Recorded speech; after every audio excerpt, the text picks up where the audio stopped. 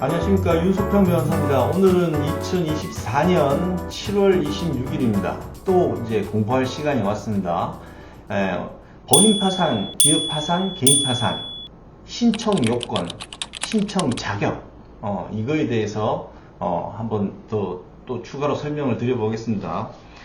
일단은 법인 파산, 기업 파산, 이거는 이제 법적으로 인정된 사람이거든요. 예, 행위를 할 수 있는 법적으로 이제, 그러니까 굉장히 관념적인 거죠. 법으로 인정된 사람이에요. 그래서 법인이라고 법법자 써가지고 사람인자. 그 다음에 개인은 뭐 자연인이고 그런데 이 법인 파산 자격, 기업 파산 자격, 개인 파산 자격, 법인 파산 신청 요건, 그 다음에 개인 파산 신청 요건, 뭐 이런 것들은 세 가지입니다. 세 가지.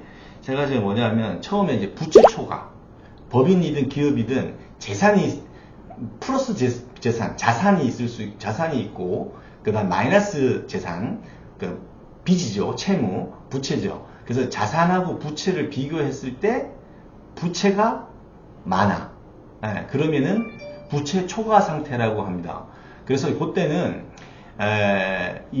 재무상태표를 보고 그 장부상으로 부채 초과 상태이냐 이거를 판단해서는 안 되고, 어느 시점을 기준으로 해가지고 실제 자산, 실제 부채 이걸 기준으로 판단해야 돼요. 장부상은 예쁘게 꾸며놨어요. 그러니까 대출 연장이라든지 추가 대출 보증 연장이라든지 이런 것 때문에 자산이 부채보다 많은 것으로 보통은 해놓거든요. 그래서 장부를 기준으로 하시면 안 되고 실제 그 자산과 실제 부채 이거를 이제 놓고 판단을 해야 됩니다. 그래가지고 부채 초과가 되면 법인 파산할 수 있고 개인 파산하실 수 있는 거죠. 그 다음에 지급불능이라는 게 있어요. 지급불능은 이게 이제 법인이나 개인이나 채무를 갚는 거, 빚을 갚는 것에 있어서 일시적으로 또는 한시적, 잠정적으로는 못 갚은데 뭐 어떤 계약건이 있다든지 돈을 또 융통할 수 있다든지 해가지고 그거를 갚을 수 있는 상황은 지급불능이라고 하지 않습니다. 지급불능은 채무 전체, 빚 전체를 놓고 봤을 때 지속적으로 이거는 더 이상은 못 갚겠다 할 때, 그때를 지급불능이라고 해요. 그러니까 이제 지금 당장은 빚을 뭐 갚을 수 있는데 이거 갚아버리면 뭐 사업 운전 자금이 없다든지 생계 유지비가 없다든지 이렇게 돼버리는 상황, 그런 상황, 그 상황이 지속적으로 이제 이어질 것 같다 할 때 지급불능이라고 합니다. 그러니까 돈을 못 갚는 거죠. 돈을 못 갚는 거, 자산이나 뭐 가지고 있는 모든 자산을 털어봤자 못 갚는 거, 그런 상황인 거예요. 이거는 이제 자산이 있어도 지급불능이 될 수 있습니다. 왜냐하면 부동산 같은 걸 가지고 있는데 법인이나 개인이 그게 안 팔려갖고 현금화 해가지고 돈을 못 갚는 그런 상황도 지급불능이 될 수 있어요. 그러니까 자산이 없어야지만 지급불능이 되는 건 아니고, 자산이 있더라도 그거를 현금화 해가지고 빚 갚는 시기가 다 다르잖아요. 이제 그러면 그걸 지속적으로 못 갚게 된다 할 때, 안 팔려가지고, 그랬을 경우 지급불능이 되는 건, 예를 들어서 뭐 지식산업센터라든지 산업단지 뭐 이런 거 법률상으로도 파는 거 제한이 있는 경우도 있고, 그 다음에 그 이자 부담이라든지 이런 걸 못 해가지고, 지식산업센터 같은 경우는 제가 듣기로는 80%까지 그 시가의 80%까지 대출을 해주는 거거든요. 중도금 1차, 2차, 3차 막 이런 거 대출을 해주거든요.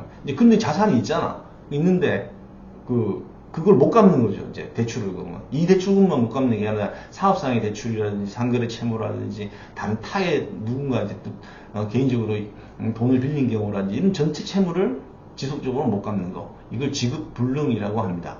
그 다음에 지급정지라는 게 있어요. 지급정지 뭐 어려운 게 아니고, 지급정지는 이 지급정지는 뭐냐면 채무자가 법인이나 개인이 뭐 더 이상 명시적으로 돈을 못 갚겠습니다, 그럼 묵시적으로 돈을 못 갚겠다, 이런 것들을 이제 의사표시를 한 거예요. 채권자들 하나 외부에 어떻게 하는 거냐, 근데 뭐 언제까지 영업 종료합니다, 뭐 이런 거라든지, 아니면 어부도라든지 수표부도라든지 변제기가 도래했는데 갚아야 될 시기가 왔는데 못 갚는다든지, 이런 것들이 지급 정지예요. 이제 채무자가 직접적으로 이제 못 갚겠습니다. 이제 선언을 하는 걸 지급 정지라는데, 요거 지급 정지는 법률에 의해서 지급 불능으로 추정을 해줍니다.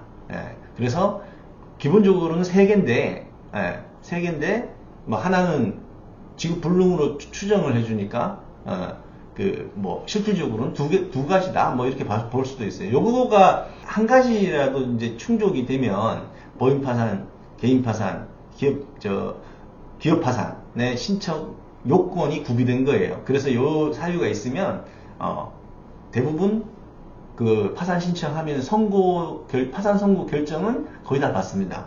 그래서 파산 선고 뭐 기각시 수임료 뭐 100% 환불 뭐 이런 거 이제 뭐 보통 이제 광고 문구에 심심치 않게 보는데, 그 기각 받을 일이 없어요. 거의 파산을 검토하는 법인이나 개인이나 요 요건들은 다 충족이 되거든요. 거의. 그래서 신청 요건이 뭐 안 돼가지고 기각되는 경우는 실무상 거의 드물다 이렇게 생각하시면 되고, 거의 파산 선고 결정은 난다 이렇게 이해하시면 되겠습니다. 그러니까 개인이든 법인이든 실제 자산과 부채를 놓고 봤을 때 부채가 더 많다, 빚이 더 많다. 두 번째, 전체 채무를 기준으로 했을 때 이거 지속적으로 갚기가 어렵겠다. 지급불능.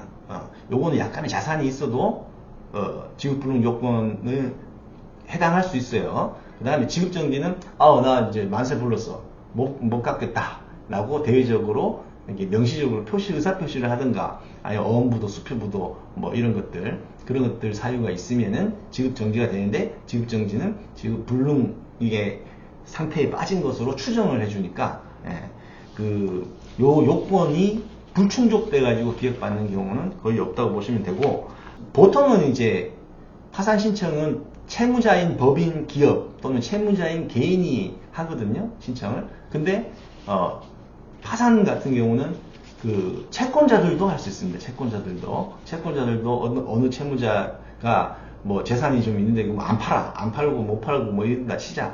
그러면은 이제 채권자가 신청해가지고 자기 채권의 몇 프로라도 회수하기 위해서 채권자가 신청하는 경우가 있습니다.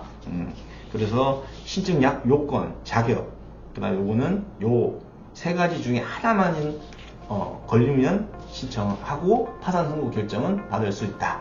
이렇게 이해하시면 되겠습니다. 여기까지 시청해주셔서 감사합니다.